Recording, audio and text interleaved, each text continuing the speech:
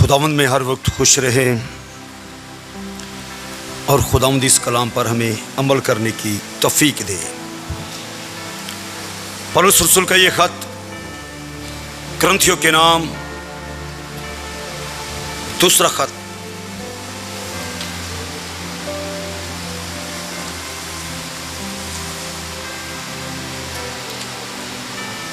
पांचवा बाब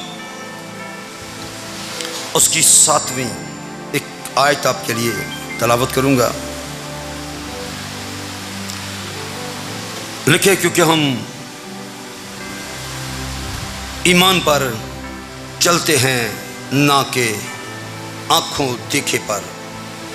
सो कलामे आके पढ़े जाने पर खुदावंद की बरकत हो जी। हम ईमान पर चलते हैं ना के आंखों देखे पर, यानी हम उन चीजों पर नहीं चल रहे जो कि ज़ाहिरी तौर पर नजर आती है। हम किस पर चल रहे हैं जी? ईमान पर। रास्तबाज कैसे जीता रहता है? ईमान से। और यहां पर भी लिखा है क्योंकि हम ईमान पर चलते हैं। हम जो जिंदगी गुजार रहे हैं कैसे गुजार रहे हैं जी? ईमान पर। और आगे लफ्ज लिखा है ना के आंखों देखे पर। और ये बात ईमान को वाज़े कर रही है, क्योंकि ईमान अनदेखी चीजों का क्या है जी? सबूत। यानी वो चीजें जो ना हाथ में है, ना गोद में है, ना घर में, उन चीजों के बारे में इंसान बोले और कहे कि वो हैं। आमीन जी। इसलिए यहां पर लिखा है क्योंकि हम ईमान पर चलते हैं ना कि। ये ईमान वाली जो सोच है कैसे मिली हमें, कैसे बनी हमारे अंदर? क्योंकि फिर कहूंगा ईमान तो अनदेखी चीजों का क्या है जी? सबूत है। उम्मीद की हुई चीजों का क्या है? इत्मीनान। जिन चीजों के बारे में हमें उम्मीद है उन चीजों का इत्मीनान। और अनदेखी चीजों का क्या है जी? सबूत। जो चीजें नजर नहीं आ रही उनके बारे में आदमी बोले कि वो हैं। और इसीलिए इसको पढ़ा गया है क्योंकि हम ईमान पर चलते हैं ना कि आंखों देखे पर। खुदा को कभी किसी ने देखा? बोले जी, खुदा को कभी किसी ने नहीं देखा और ना ही कोई देख सकता है, क्योंकि वो जो अनदेखा खुदा है वो खुद कहता है कि कोई मुझे देख के जिंदा रह नहीं सकता। अब जब खुदा अनदेखा है, खुदा नजर नहीं आता, पर हम उस खुदा को मानते हैं जो अनदेखा है, जिसको कभी किसी ने नहीं देखा, हम उसको क्या करते हैं जी? मानते हैं। यानी गोया देख के ईमान लाए हैं। जिस कायनात के अंदर हम रहते हैं,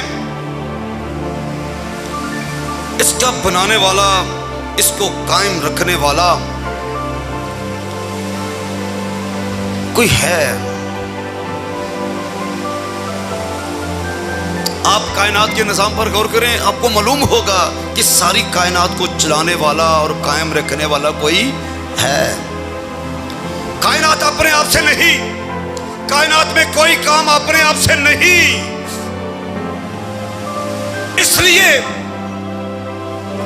हमें सबसे पहले यह सोच मिली कि कोई है जो इस कायनात को चला रहा है। और इसका मुंह बोलता सबूत आज भी आप देख सकते हैं। सूरज किस तरफ से निकलता है? बोलो जी, मशरक से निकलता है। हजारों साल गुजर गए, वहीं से निकल रहा है और उसी निजाम के मुताबिक वो गुरूब भी हो रहा। खुदा ने हफ्ते में 7 दिन बनाए। किसी को जरूरत नहीं कि उन्हें 8 कर दे या 6 कर दे। बोलो जी, कोई करके दिखाए किसी तरह से भी हो ही नहीं सकता, क्योंकि वो जो अनदेखा खुदा है ये सब कुछ उसका कायम किया हुआ है। दरख्त अपने मौसम पर फल देता है, हर चीज इसी तरह एक तरतीब के साथ चल रही है, तो ये सारी बातें जाहिर करती हैं कि इनको बनाने वाला और इनको चलाने वाला कोई एक जिंदा हस्ती है, और उस हस्ती का नाम क्या है जी? खुदा। और उसी के बारे में यहां पर लिखा है, हम ईमान पर चलते हैं ना कि आंखों देखे पर। हमने देखा नहीं, उस खुदा को मानते हैं। आमीन जी। देखा नहीं, कभी किसी ने नहीं देखा। मूसा ने ये चाहत की, बड़े लोगों की ये चाहत है, लोगों ने बड़ी दुआएं मांगी इसके बारे में, लेकिन कभी किसी ने उसे देखा नहीं। उसके बावजूद कायनात का एक एक शख्स जो है वो उसी खुदा को क्या कर रहा है जी? मान रहा है।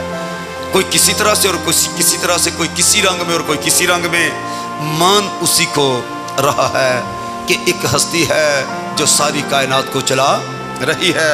वो नजर तो नहीं आती, लेकिन हर बात से वाज़ेह होता है कि कोई है। आमीन जी।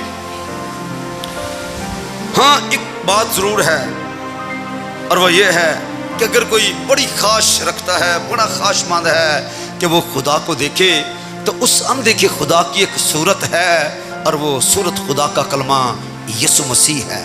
आमीन। और यीशु ने ये वाज़ेह किया, जिसने मुझे देखा उसने मेरे बाप को देखा।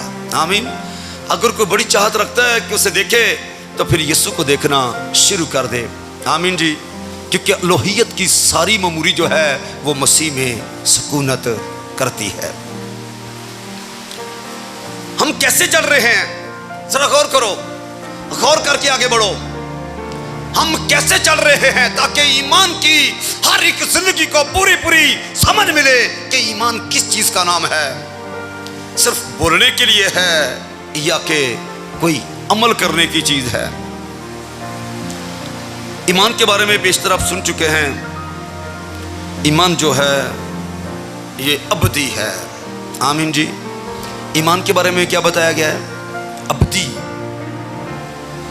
दायमी, जो चीज कभी खत्म नहीं होगी। वो कौन सी चीज है जी? ईमान। ईमान, उम्मीद और मोहब्बत तीनों क्या है जी? दायमी हैं। चौथे बाब की 18वीं आयत भी सुने जी। क्यों हम ईमान पर चलते हैं, ना कि आंखों देखे पर। यहां पर लिखा, जिस हाल में कि हम देखी हुई चीजों पर नहीं बल्कि अनदेखी चीजों पर नजर करते हैं, क्योंकि देखी हुई चीजें चंद रोजा हैं, मगर अनदेखी चीजें अबदी हैं। जो ईमान अबदी है, दायमी है, और जो ईमान की नजर से देखता है वो चीजें भी क्या हैं जी? अबदी हैं, हकीकी हैं। जिस कायनात को आप देख रहे हो, जिस तरह हैकल के बारे में यीशु ने शागिर्दों को यह सिखाया कि यहां पत्थर पर पत्थर बाकी ना रहेगा। वो वक्त बिल्कुल दूर नहीं, जब ये जमीन जाती रहेगी और ये आसमान भी ना रहेगा। नई जमीन और नया आसमान आने वाला है। आमीन जी। जिस जमीन पर आप चलते हो ये नहीं रहेगी, इसे खत्म कर दिया जाएगा। 1000 साल बादशाहत के बाद आसमान भी ये नहीं रहेगा जिसको आप देख रहे हो। ये भी क्या होगा जी? खत्म हो जाएगा, नया आसमान होगा। मुझे ये बताओ, जब ये जमीन नहीं रहेगी तो जमीन की कोई चीज कैसे रहेगी? बोले जी। जब जमीन ही नहीं रहेगी तो जमीन पर बनी हुई चीजें रह जाएंगी। बोले जी, ऊंची आवाज में बोले जरा। नहीं रहेंगी। इसलिए इस जमीन पर दिल ना लगाओ, ये चंद रोजा है, बहुत जल्द खत्म होने वाली है। उन चीजों को देखो जो अनदेखी हैं, अभी नजर तो नहीं आती, लेकिन वो अबदी हैं। आमीन। वो हकीकी हैं, वो कायम रहेंगी। इसलिए उन चीजों को कोई बगैर ईमान की ऐनक लगाए देख नहीं सकता। अनदेखी चीजों को सिर्फ ईमान से ही देखा जा सकता है। और याकूब के खत के अंदर ईमान के बारे में लिखा है कि बगैर अमल के कोई शख्स अपना ईमान दिखा दे जी। जितने यहां बैठे हर कोई ईमानदार है, पर बगैर अमल के हम अपने ईमान को दिखा सकते हैं? बोले जी जरा। इसका मतलब है ईमान, और ईमान के बाद ईमान का अमल।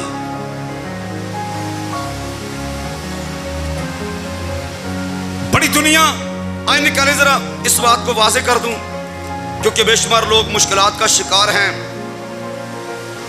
इस बात पर इन दिनों बड़ी बहस चल रही है मुकद्दसों के दरमियान, पर नदानी में लोग तरह तरह के फैसले सुना रहे हैं। याकूब का खत दूसरा बाब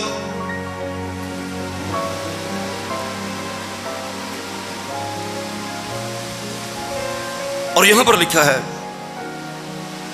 17वीं आयत में, इसी तरह ईमान भी अगर उसके साथ इमाल ना हो तो अपनी जात से क्या है जी, मुर्दा।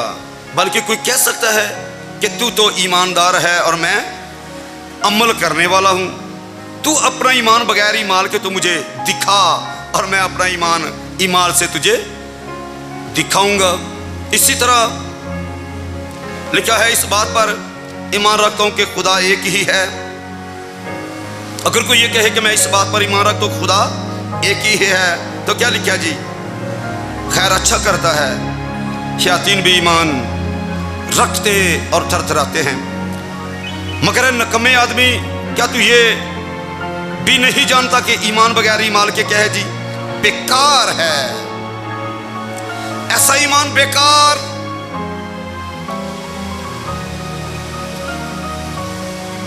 और उसके बाद लिखा है 21वें, जब हमारे बाप अब्राहम ने अपने बेटे इसहाक को कुर्बान पर कुर्बान किया, तो क्या वो ईमाल से रस्तबाज ना ठहरा? बस तूने देख लिया कि ईमान ने उसके ईमाल के साथ मिलकर असर किया, और ईमाल से ईमान कामिल हुआ। अगर कोई कामिल ईमान वाला बनना चाहता है तो ईमान के साथ ईमान का क्या करे जी, अमल भी करे।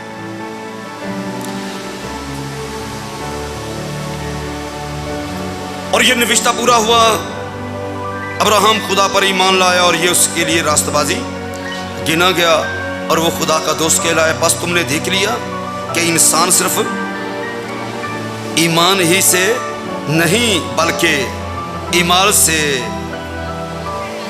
ये आयत जो है लोगों के लिए मुश्किल बनी हुई है। दोबारा सुन ले, बस तुमने देख लिया कि इंसान सिर्फ ईमान से ही नहीं बल्कि अमाल से क्या हुआ जी, रास्तबाज ठहरा। तो लोगों ने ये मनादी शुरू कर दी है कि कोई शख्स ईमान के बगैर रास्तबाज ठहर नहीं सकता। अब ये ईमान कौन से हैं? अगर इस बात की समझ आए तो सारी बात आसान हो जाती है। हकीकत ये है, ये जो ईमान लिखे हैं, ये जो अमल लिखा हुआ है, ये शरीयत का अमल नहीं। गौर से सुने मेरी बात को, ये अखलाकी ईमान नहीं, ये एक ही तरह का अमल है, और वो कौन सा है जी, ईमान का अमल। आमीन।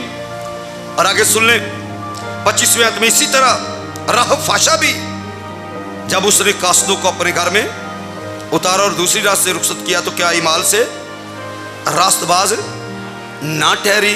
तो राह फाशा के बारे में मुझे ये बताएं।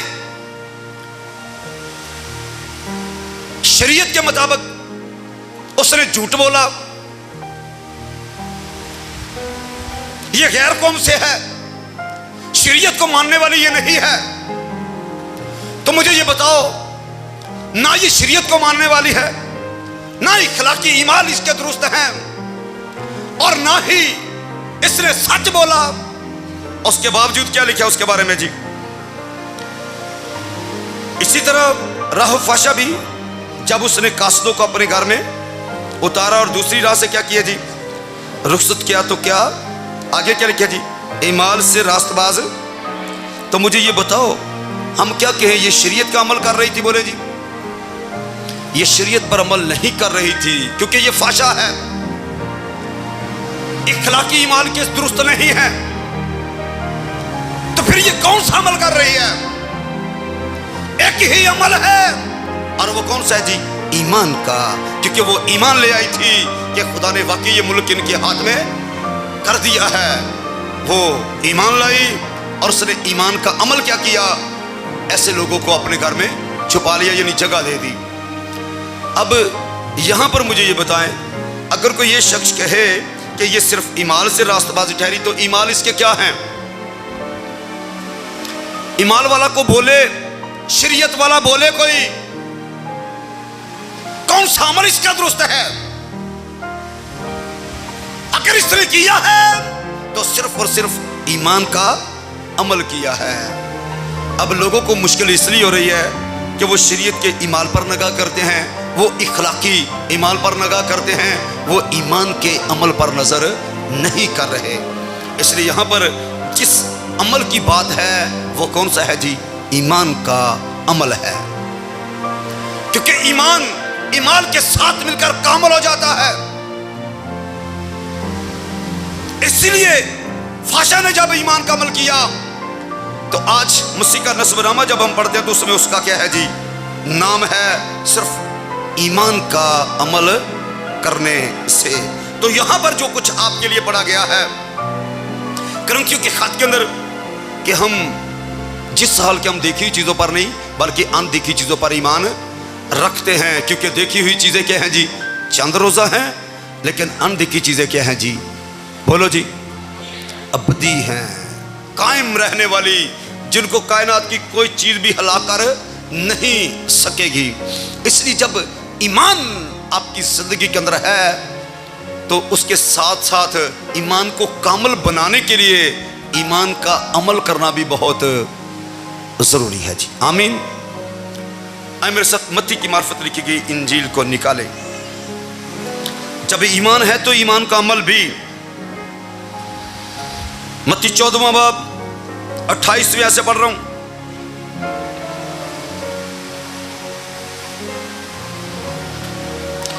लिखा है, पतरस ने उससे जवाब में कहा, ए खुदावन, अगर तू है तो मुझे आगे क्या लफ्ज़ है?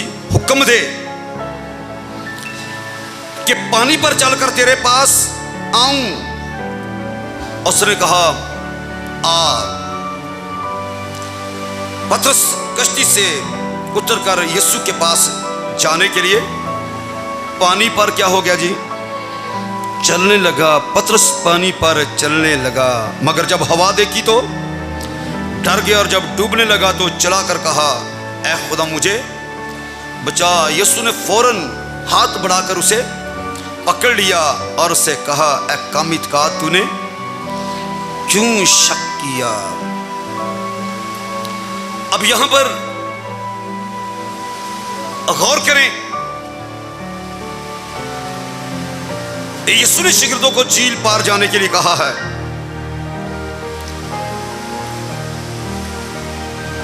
और यहां पर जब तूफान आया, चप्पू चलाना मुश्किल हो गया,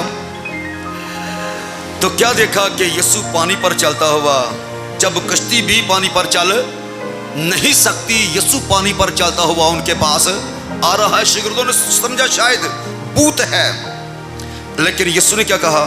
मैं हूं, डरो मत, मैं हूं। पतरस ने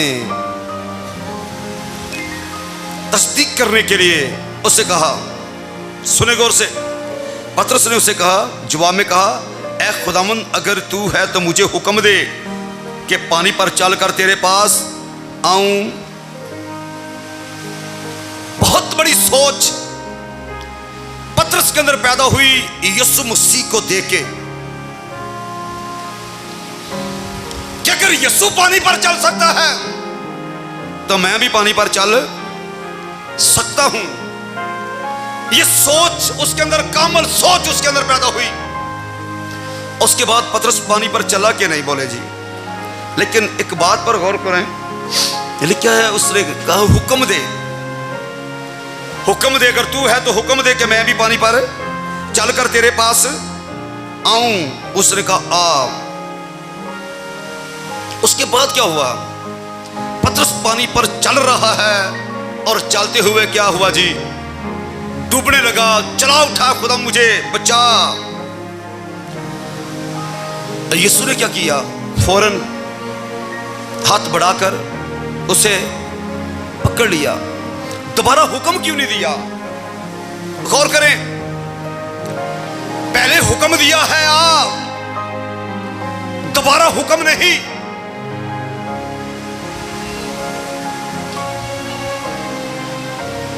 अगर तू है तो मैं भी पानी पर चल के तेरे पास आऊं। तो यीशु ने कहा, पतरस पानी पर चलना शुरू हो गया। ये देख के कि यीशु पानी पर चल रहा है तो मैं भी पानी पर चल सकता हूं। आमीन जी। बहुत मैंने कहा कामल सोच, बहुत अच्छी सोच। और लिखा है जो ही हवा देखी तो क्या हो गया जी, डर गया, ईमान की नफी हो गई। तो क्या हुआ जी, डूबने लगा और चलाकर कहा, ऐ खुदा मुझे बचा। जरा रुक के गौर तो करो, यीशु ने दोबारा हुक्म क्यों नहीं दिया उसको? पहले हुक्म दिया गया है आ चल, दोबारा क्यों हुक्म नहीं दिया? इसलिए दोबारा हुक्म नहीं दिया कि जो ईमान पर खड़ा ना रह सके उसे जिस्मानी सहारे की जरूरत होती है। जो ईमान पर खड़ा ना हो सके उसे हाथ पकड़ के ही खड़ा करना पड़ता है। और यही वजह है क्योंकि लोग देखी हुई चीजों पर ईमान रखते हैं। लेकिन देखी हुई चीजें चंद रोजा हैं, मगर अनदेखी चीजें क्या हैं जी, अबदी हैं। ईमान क्या है जी, अनदेखी चीजों का सबूत। ईमान को सही तरह से जानो। ईमान है क्या, बोलने के लिए क्या है? लोगों ने ईमान को कोई खूबी समझा हुआ है, ये सिर्फ खूबी है, सिफ्त है, ये बख्शिश है, ये दौलत है। लेकिन ईमान के बारे में लिखा है ईमान का रूह है। उसने मेरे ईमान का रूह दिया है। और उसी इसलिए कहता है मैं ईमान लाया और बोला। ईमान को सिर्फ तौफीक ही ना समझो, बख्शिश ही ना समझो, ईमान को सिर्फ दौलत ही ना समझो। ईमान का क्या है जी, ईमान का रूह है। ईमान अनदेखी चीजों का क्या है जी, सबूत है। रास्तबाज के बारे में लिखा है ईमान से जीता रहेगा ऐसी चीजों के बारे में जो नजर तो नहीं आ रही, सामने तो नहीं, लेकिन ईमान है कि वो सब चीजें हमें मिलेगी। और अब्राहम, इसहाक और याकूब तमाम के बारे में लिखा, वो सब ईमान की हालत में मरे, वादा की हुई चीजें ना पाई मगर दूर ही से देखकर उनको खुश हुए और जान गए कि वाकई हमें मिल गई है। और उसके बाद देखिए उनकी नस्ल को वो सब कुछ जो कुछ उनके साथ वादा किया था उनको मिला। और इस तरह वो जो आसमानी शहर की तलाश में थे वो भी सब कुछ उनको मिला।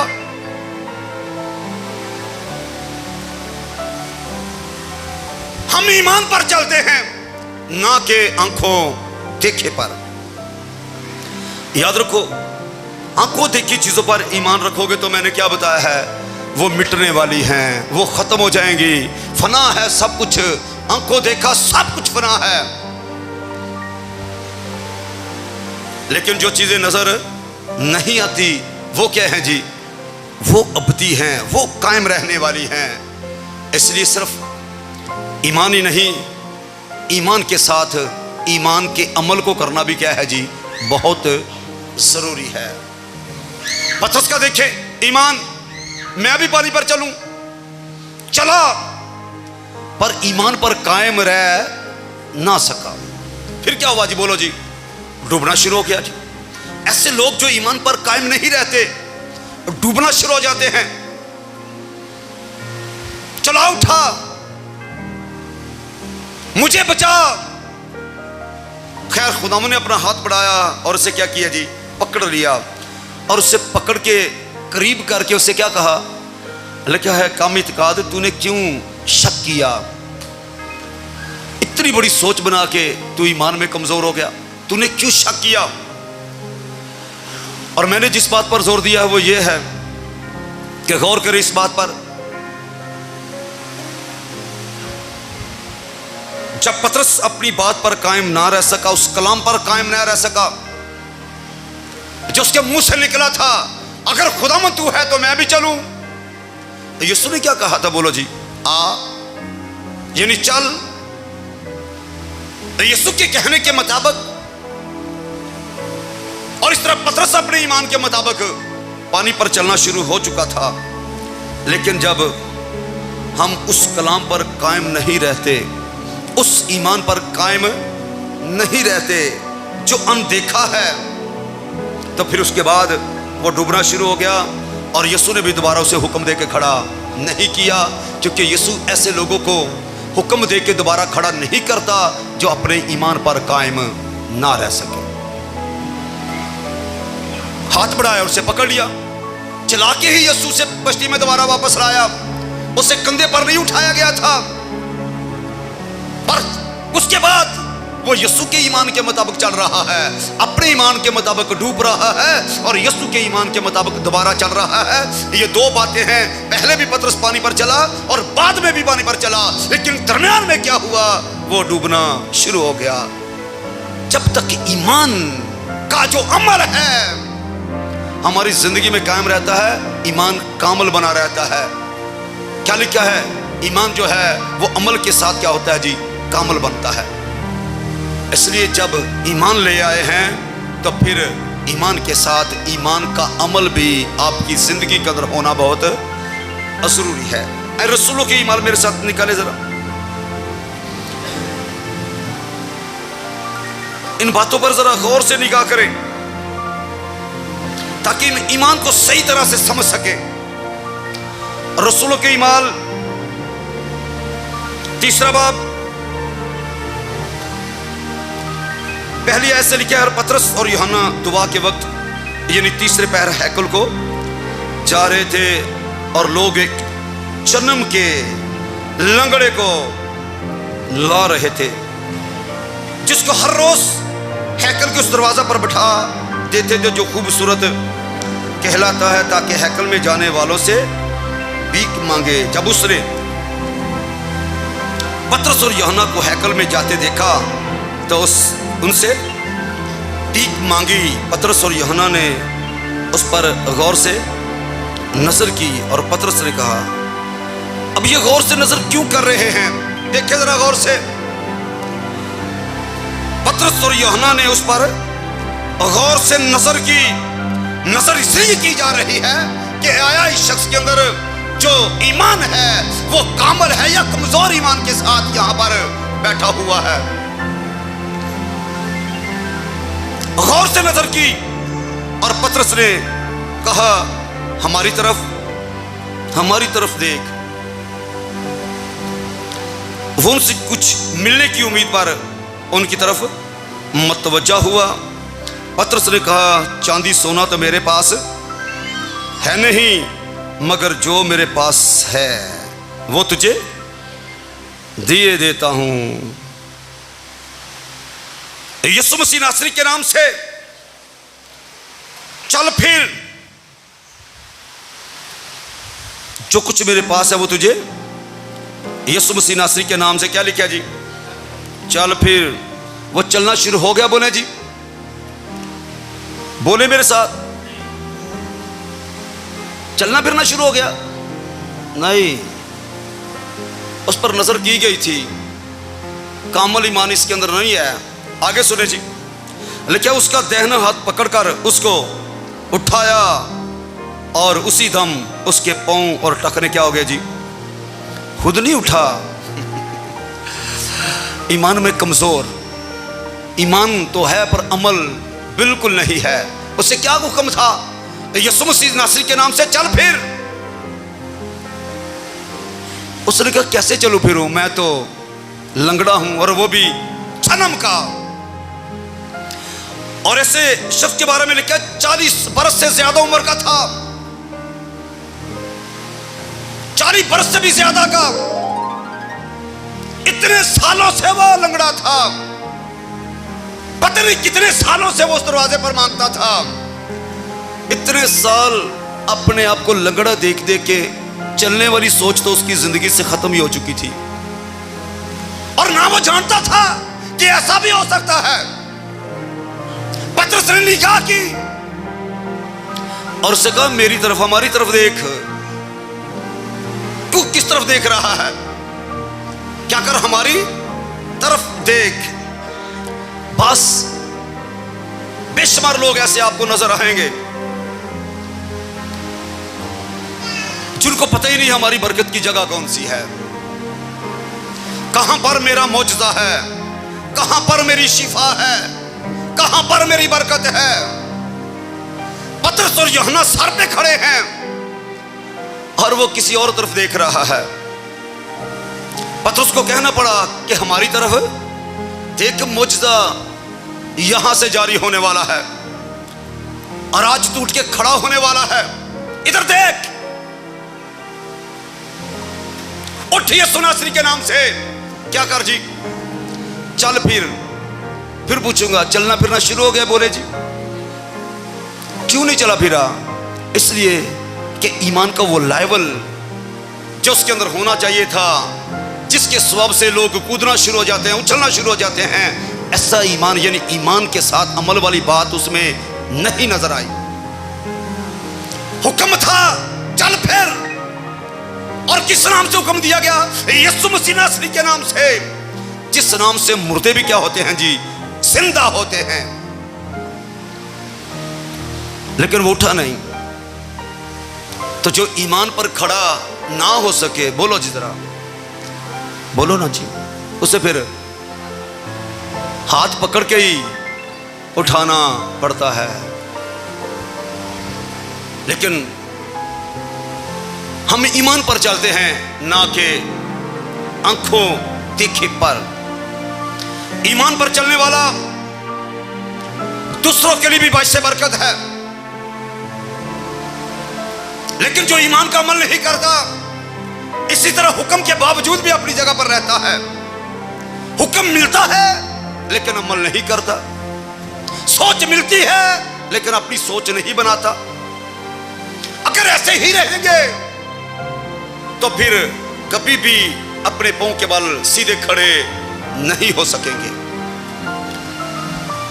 आए मेरे साथ 14वां बाब भी निकालें जी, और गौर से सुने इन बातों को। बारहा कह रहा हूं, और रसूलों की ईमाल 14वां बाब 8वीं से पढ़ रहा हूं। लिखा है, और लुस्त्रा में एक शख्स बैठा था जो पांव से लाचार था। आगे क्या लिखा जी? वो जन्म का लंगड़ा, ये भी जन्म का लंगड़ा है, पांव से लाचार है, और कभी ना चला था। और पौलुस को बातें करते सुन रहा था, ध्यान पूरा उसकी तरफ था। जो बातें कर रहा है उसका ध्यान, जो कलाम कर रहा है उसका ध्यान उसकी तरफ है। जब इसने उसकी तरफ गौर करके, क्या है जी, देखा, तो क्या देखा उसमें? उसमें शिफा पाने के लायक ईमान है। ये बंदा ईमान का अमल करेगा। और लिखा है, बड़ी आवाज से कहा, अपने पांव के बल सीधा खड़ा हो जा। बस वो उछल कर चलने फिरने लगा। आमीन जी। अब देखिए, ये भी जन्म का लंगड़ा है, वो भी जन्म का लंगड़ा है। ये भी कभी नहीं चला, वो भी कभी नहीं चला। उस पर भी निगाह की गई, इस पर भी निगाह की गई, लेकिन फर्क यह है कि उसका ध्यान कलाम करने वाले की तरफ नहीं है, लेकिन इस लंगड़े का ध्यान है। ये लंगड़ा, लेकिन इसका पूरा ध्यान खुदा के कलाम की तरफ है। ईमान जो है, इसका तलक कलाम के साथ है। क्योंकि ईमान कैसे पैदा होता है जी? सुनने से। और सुनना क्या है जी? मसीह का कलाम। जब कोई कलाम नहीं सुनेगा ईमान पैदा नहीं होगा, और जब तक कि ईमान ना हो मौजज़ा कभी भी जिंदगी में नहीं होगा। ऐसे लोग सारी सारी जिंदगी वैसे के वैसे ही रह जाते हैं। जरूरत है कि कलाम की तरफ पूरे तौर से मतवज्जा हुआ जाए, सुना जाए ध्यान से, ताकि ईमान पैदा हो, और ईमान भी ऐसा हो जो अमल के साथ हो। हमारा ईमान है जी, खुदा है, तो ऐसा ईमान तो शैतान भी रखते हैं। ऐसा ईमान मुर्दा है जिस ईमान के साथ अमल नहीं, मुर्दा है। इसलिए ईमान के साथ बोले जी, ईमान का अमल होना भी बहुत जरूरी है, क्योंकि ईमान जो अमल से मिलकर कामल हो जाता है। और जो याकूब के खत में से आपके लिए पढ़ा गया है, उसके लिए कभी कोई ज़हन में गलतफहमी ना आए। वहां पर किसी और ईमान का जिक्र बिल्कुल नहीं है, ना शरीयत का अमल है, ना अखलाकी अमल है। वहां पर अमल है तो सिर्फ और सिर्फ ईमान का अमल है। लोग उलझनों का शिकार हो जाते हैं जब पूरी समझ नहीं मिलती, और इस हवाले ने पूरे सियालकोट में हलचल मचाई हुई है, और लोगों को समझ नहीं मिल रही। अगर समझना पड़ेगा तो फिर इस बात से समझ आएगी कि ये अमल है कौन सा, क्योंकि शरीयत पर तकिया करने वाले के बारे में लिखा वो लानती है। शरीयत के ईमान से कोई शख्स रास्तबाज ठहर ही नहीं सकता।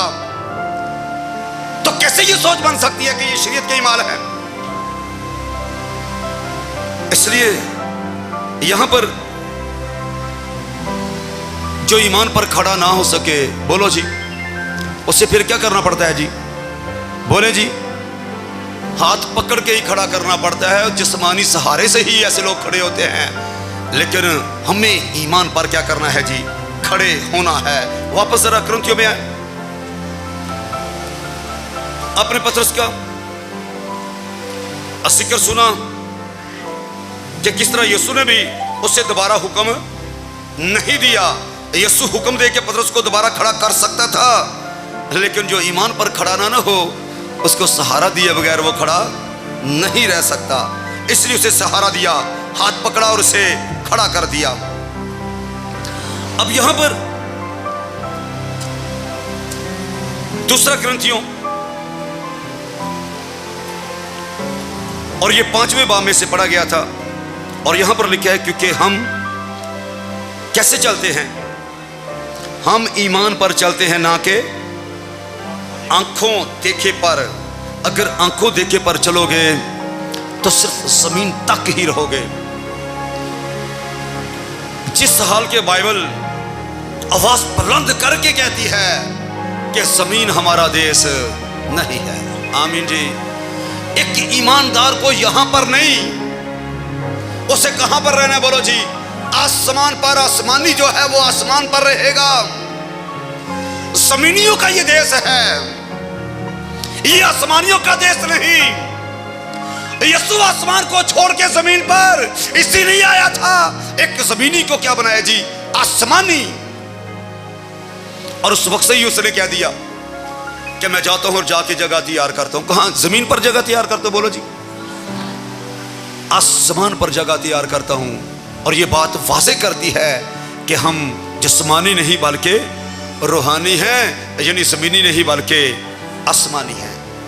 जाके देखा आसमान पर? बोलो जी, आसमान पर जाके देखा जगह तैयार हो गई कि नहीं? बोलो जी, आपसे पूछ रहा हूं। देखा नहीं, पर गोया अनदेखे पर ईमान लाए हैं। आमीन। और यहां पर लिखा है क्योंकि हम ईमान पर चलते हैं, ना कि आसमान पर जाके देखा नहीं कि जगह तैयार है कि नहीं। हमें से किसी ने भी नहीं जाकर देखा कि हमारे लिए जगह तैयार है जी। हम इस जिंदगी में हैं, हमेशा की जिंदगी का तजर्बा हमारे पास नहीं। हम खाकी बदन में हैं, जलाली बदन का तजर्बा हमारे पास नहीं। लेकिन हम ईमान ला चुके हैं कि आसमान पर जगह भी तैयार है, हमेशा की जिंदगी भी हमारे लिए है।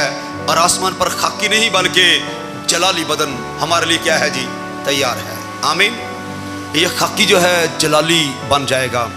जैसे एक ईमानदार की रूह इस खाकी बदन से निकलती है, आसमान पर उसके लिए जलाली बदन क्या है जी, तैयार है। उस जलाली बदन में मुंतकिल कर दिया जाता है।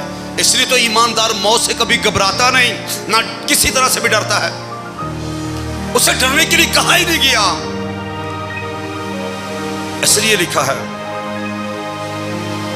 क्योंकि हम ईमान पर, बोलो जी, ईमान पर चलते हैं ना कि आंखों देखे पर।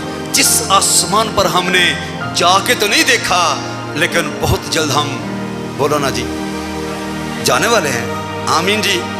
तो बस आज जो कुछ मैं बताना चाहता हूं वो ये है, तैयारी मुकम्मल करो जी। तैयारी भी ईमान से ही होगी जी। आसमान पर जाके नहीं देखा, बोलो जी, बोले ना जी, नहीं जाना, जाना है। आसमान पर गए नहीं, पर हमने जाना है। कैसे सोच मिली, ईमान से। इसलिए हमने जलाली बदन को देखा नहीं, पर जलाली बदन को पहनना है। कैसे? ईमान से। आमीन। तो तैयारी कैसे होगी आसमान पर जाने की, बोलो जी, वो भी ईमान से। तैयारी भी ईमान से होगी जी। ईमान से तैयारी करना शुरू करो। और तैयारी का तरीका यह है कि ईमान का अमल करो, क्योंकि जो लोग ईमान पर खड़े नहीं हो सकते, फिर उनको जिस्मानी तौर पर पकड़ के ही खड़ा करना पड़ता है। इसलिए खुद खड़े होने की कोशिश करें। अब सहारे लेने बंद करें। आमीन जी। क्योंकि हमारी मंजिल आसमान है, हमने आसमान पर जाना है। ये जो जमीनी सहारे हैं, इनका तल्लक भी जमीन तक ही रहेगा। आसमान पर जाने के लिए किसी सहारे की जरूरत नहीं है। आमीन। इसलिए हम ईमान पर चलते हैं। रास्तबाज कैसे जीता रहेगा, बोलोगे जी? ईमान से। जमीन पर भी ईमान से और आसमान पर भी ईमान से। ईमान दायमी है, ईमान खत्म होने वाली चीज नहीं, अनदेखी चीजों का सबूत है। इसे सही तौर से जानने की कोशिश करें। ईमान के बारे में क्या जी? अनदेखी चीजों का ये ईमान है। जो चीजें नजर नहीं आती उनके बारे में बोलें कि वो हैं। आमीन जी। हमारे पास उम्मीद है, हमें जलाली बदन मिलेगा, हमेशा की जिंदगी, आलमे वाला की चीजें, ये सब कुछ आसमान पर तुम्हारे लिए रखा हुआ है। बहुत कुछ तुम्हारे लिए रखा हुआ है। पर हासिल कौन करेगा? जो जमीन पर ईमान के साथ तैयारी कर रहा है। आमीन जी। अब पकड़ पकड़ के नहीं, अगर हमें को पकड़ पकड़ के खड़ा करेगा, बोलो जी, हम दूसरों को कब अपने साथ खड़ा कर सकते हैं? बोले जी। जिनको खुद सहारे की जरूरत है, वो किसी के लिए सहारा बन सकते हैं। अगर चाहते हो कि लोगों को भी बचाओ, लोगों के लिए बाइसे बरकत बनो, लोगों को खड़ा करने का सबब बनो, तो फिर ये सहारे लेने छोड़ दो। और फिर मैं आपके लिए पढ़ूंगा जी, हम ईमान पर चलते हैं ना कि आंखों देखे पर। और आंखें देखी चीजों के बारे में लिखा है 18वीं आयत में 4 बाब की, जिस हाल में कि हम देखी हुई चीजों पर नहीं बल्कि अनदेखी चीजों पर नजर करते हैं। और ये ईमान की नजर है, ये नजर ईमान की है। अनदेखी चीजों पर नजर करते हैं, क्योंकि देखी हुई चीजें क्या हैं जी? चंद रोजा हैं, मगर अनदेखी चीजें क्या हैं जी? इन पर निगाह करो। एक ही तरीका है, ईमान की नजर। ईमान से देखना शुरू करो। नजर नहीं चीजें आ रही, लेकिन ये सब कुछ है। आमीन जी। आसमान है, आसमान पर खुदा का बेटा यीशु है, क्योंकि लिखा वो आसमान पर चढ़ गया, वो हमें लेने के लिए दोबारा आने वाला है। अगर पहले आया था तो दोबारा भी आएगा। आमीन जी। पर दोबारा कुर्बान होने के लिए, मसलूब होने के लिए नहीं, अब हमें लेने के लिए आने वाला है, जो ईमान में कामिल हो चुके हैं जी। आमीन। इसलिए लिखा है कि हम ईमान पर चलते हैं ना कि आंखों देखे पर। आमीन जी। जो कुछ नजर नहीं आ रहा उसके बारे में तैयारी करना और उसके बारे में कहना शुरू करो कि वो है। आमीन जी। हमेशा की जिंदगी आपके लिए है, जलाली बदन आसमान पर आपके लिए है। मुसीबतें, दुख और ये सारी मुश्किलात, इनका वास्ता भी जमीन तक ही है, ये जमीन पर ही रह जाएंगी। और यहाँ खुशखबरी सुने जी, गौर से। जो लंगड़ा जमीन पर लंगड़ा है, आसमान पर लंगड़ा होगा। बोलो जी, आसमान पर उसे कामल बदन दिया जाएगा। जो ईमान में कामल है, आसमान पर उसके लिए बदन भी कामल है। आसमानी जो बरकतें हैं वो कामल हैं, क्योंकि लिखा हर कामल इनाम ऊपर से नूरों के बाप की तरफ से है। आमीन। जो इनाम नूरों के बाप की तरफ से है वो इनाम कामल है। वहां पर बीमार बदन नहीं होंगे, कमजोर बदन नहीं होंगे, पूरे बदन के साथ एक ईमानदार वहां पर खुशी मनाएगा और खुदा की शुक्रगुजारी करेगा जी। आमीन। कमजोरियों से, बीमारियों से, मुश्किलात से घबराने की जरूरत नहीं है। लिखा है इंसान जो औरत से पैदा होता है थोड़े दिनों का है और दुख से बरा हुआ, पर यह दुख सिर्फ जमीन तक ही है। आसमान पर कोई दुख भी तुम्हारे साथ नहीं होगा जी। आमीन। दुखों का वास्ता जमीन, लिखा है मैं उनकी आंखों के सबान से पूछ दूंगा। फिर ना मौत रहेगी, ना हो नाला, ना दर्द। जब दर्द नहीं होगी, या हो नाला नहीं होगा, मौत नहीं होगी, तो कोई आंख रोएगी? बोलो जी, कोई भी फिर रोएगा भी नहीं। किसी शख्स ने किसी से पूछा कोई ऐसी जगह जहां मौत नहीं है, तो एक बड़े अच्छे खुदा के खादिम ने जवाब दिया, आसमान वो जगह है जहां पर मौत नहीं है, वहां पर सिर्फ जिंदगी।